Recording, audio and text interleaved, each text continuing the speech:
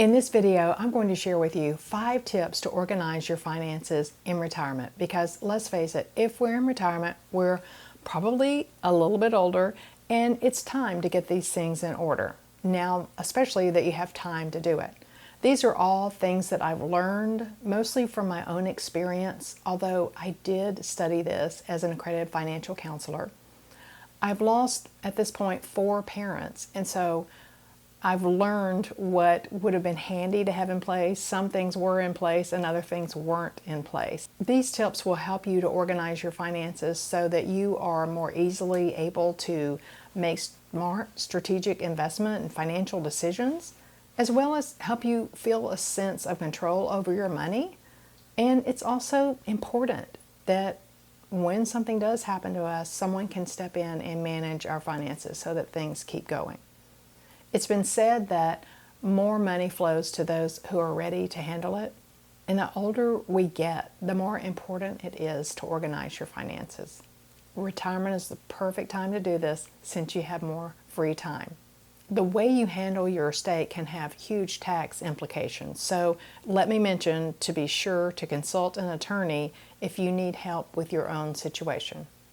Okay, the very first thing to do is to keep an updated net worth document. So you'll want to update your net worth at least annually. As a financial coach, I suggest doing this at least twice a year unless there's a major change in your life or in your finances. You can do this online. I know that's very popular now. You can connect, a lot of different apps and services to your various accounts so that it's calculated, but I really like to use a spreadsheet for this. You can customize it with the rows and the columns that you want. You can turn it into your own little baby, your own little project, your own little personalized spreadsheet. This spreadsheet will have everything that you own on it, and it will be available for family to access, as opposed to someone trying to log in and figure out passwords and your accounts and all that. You can just create a document with this. You can add the account names and the numbers on each item on the list. You can put the type of account it is, such as a Roth IRA or traditional IRA or regular account, etc., etc. I call this a treasure list in my investing course versus a spreadsheet. Who doesn't want a treasure list, right? I'll put a link to my course in the description area in case you want to check that out and get some help in creating your own treasure list. Let me know in the comments section if you have any questions about what would go on your own treasure list. Okay, the second step that you can take to organize your finances is to know where everything is. Okay, so what you can do is work from the spreadsheet in step 1, or you can have a separate document if you want. But what you want to do is name where everything is. So keep a printout of this document after you've done it in your top desk drawer. I like your top desk drawer because if there's an emergency, it's almost certain that that top desk drawer is going to be the place that anyone looks to see what's going on or if you left information that's important that they will need. This list will include both online and local locations, almost certainly. Let me explain that. With online locations, you'll have accounts, and you'll want to have a link to where someone can find the information that's needed, or maybe a link to a service that you use or a brokerage firm that you use. This might be an online file organizer, like something like Dropbox or Google Drive, or a link to a bank or a broker or other service. So any online links that you need, you'll want to put them in this document. And then you'll have some information for local items, like you might have things on external hard drives. I like to keep things on external hard drives. You'll probably have things in a safe or in a safe deposit box, or maybe even a file cabinet. You might have physical bonds, property deeds, car titles, or maybe some stock certificates that are kept in a home safe or at the bank at a safe deposit box. So think of everything that only you know where these things are, and take this second step to add the physical location of where this is, whether that's online or offline.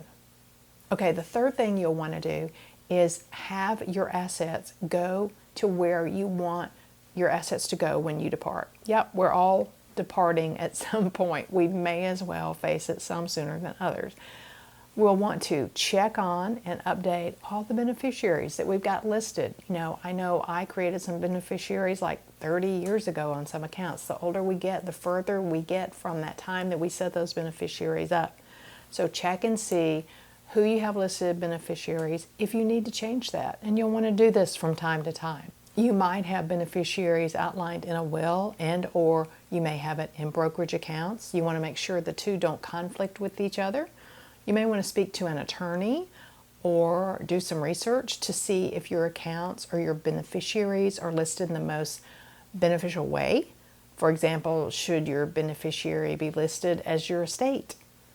Or should your accounts be set up in a different way? Should your accounts be rights of survivorship or tenants in common, for example? This will vary based on your net worth and on your state of residence. So do some digging and make sure you've got things set up in the most beneficial way as you're doing this. Let me know in the comments if you'd like for me to talk more about this or maybe interview an attorney on my channel if you have questions about this.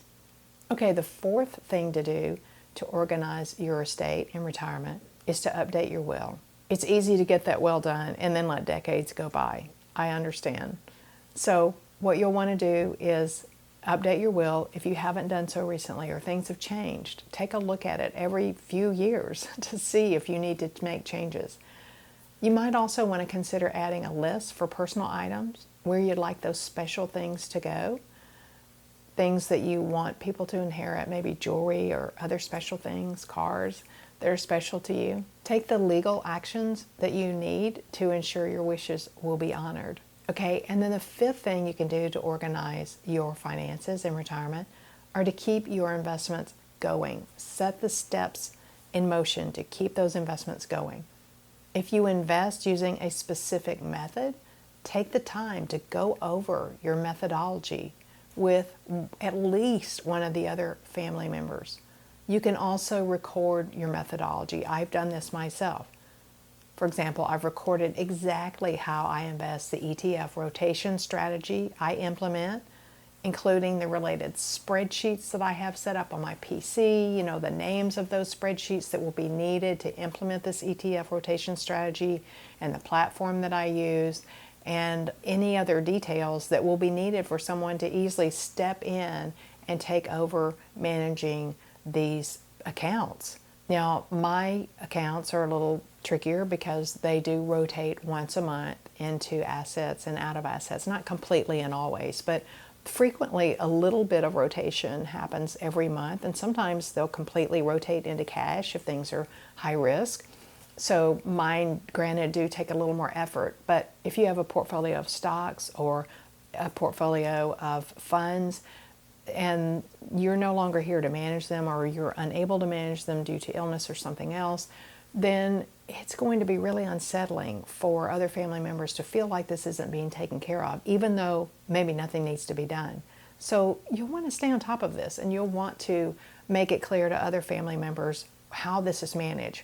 What I find tends to happen as a financial coach, I see that usually one family member takes care of this. Usually it's the man, and the other family member just is not involved because they don't feel like they need to be.